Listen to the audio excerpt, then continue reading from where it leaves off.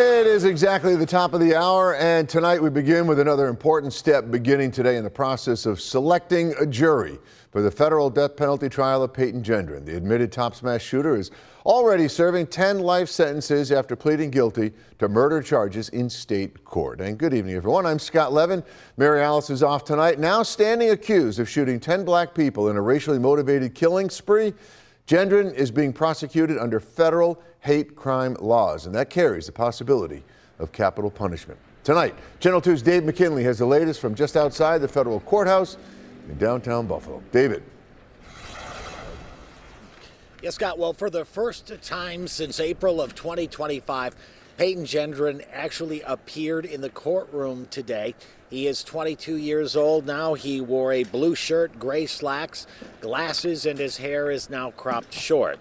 Meanwhile, today, the first 130 out of roughly 1,200 potential jurors came to federal court, where after receiving instructions from the judge, they filled out a lengthy questionnaire about their backgrounds. Additional groups of similar size will do the same thing for about the next 2 weeks. After that, those left eligible will come back in August for individual questioning, with testimony in the trial scheduled to start in October. Meanwhile, death penalty opponents were outside the courthouse. One of them told me he was surprised that the Justice Department under then-President Biden pursued a death penalty case here when Biden himself was against capital punishment.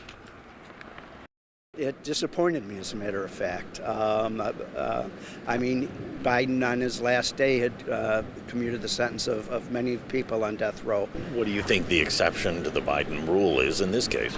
I think that it was a racist mass shooting. Now, the other thing, too, is we can turn around and look at the Q Club shooting in Colorado, where a gay club was shot up and I forgot how many people were murdered. They just took the death penalty off the table in that case and allowed him to plead to federal charges of murder, etc., and life sentences. So why is that different? That was a hate crime. Why is it different from this hate crime?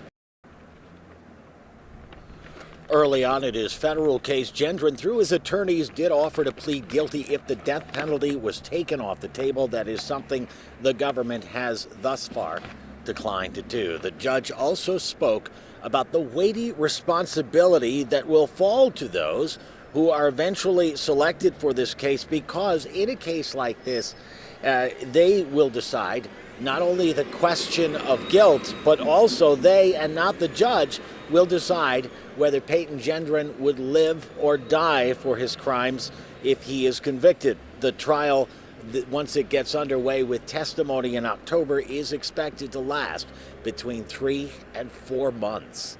On your side in downtown Buffalo, Dave McKinley, Channel 2 News.